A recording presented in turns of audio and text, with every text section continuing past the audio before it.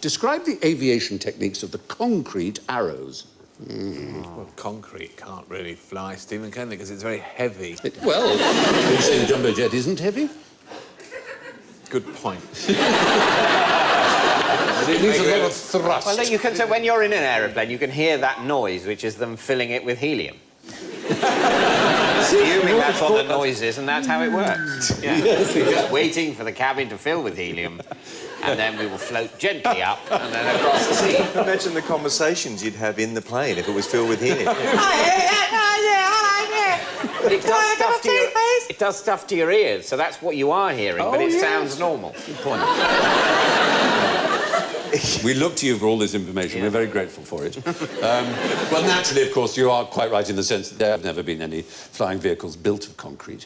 But there have been concrete arrows that have a great deal to do with aviation.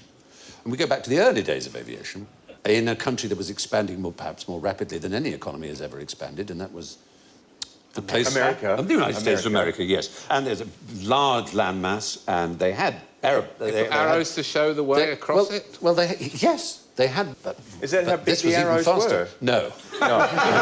Those would be huge. But they would be huge. They were big enough. They had 70-foot-long concrete arrows every 10 miles across the USA. And there's one that still exists.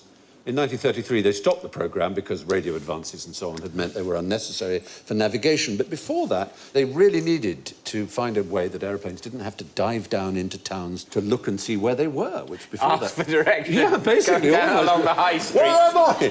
And what was common was that the towns would actually paint the name of the town on a large roof. Is that what those big... You see roofs with T's written on well, it. maybe. Is that for pilots who fancy a scone? T's, but no airport nearby, sorry. But there, yes, the arrows, straightforward, really simple, and it worked. Speaking of things visible from the air, can you imagine something that the French made visible from the air to try and win the First World War? Or at least to try not to be utterly crushed by the First World War?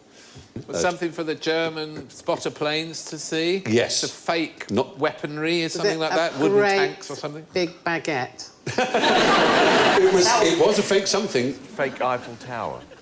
Well, and more. Fake guillotine. Fake Paris. A fake Paris, Fake Paris. Colin. Well done. Finally. Finally. Come on, Elsie, come on. And now you've had the pleasure of a whole audience being patronising to you. Come on, Ozzy, come on. Yes, you're absolutely right. The French were very worried as bombing technology was improving towards the end of the war that Paris, their beloved Paris, was going to go up in smoke and all the wonderful buildings. So 15 miles to the north, on the stretch of the Seine, they built lots of buildings, including a Gare du Nord and even moving lights to suggest the railway tracks and other such things. Unfortunately, it was never completed because they only had the idea in 1918, and by November, of course, the war Was it to scale? over.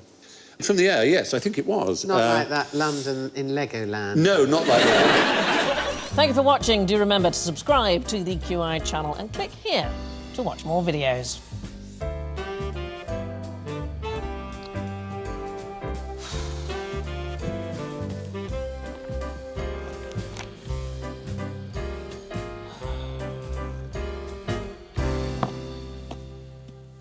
Well, please, come on, pick something.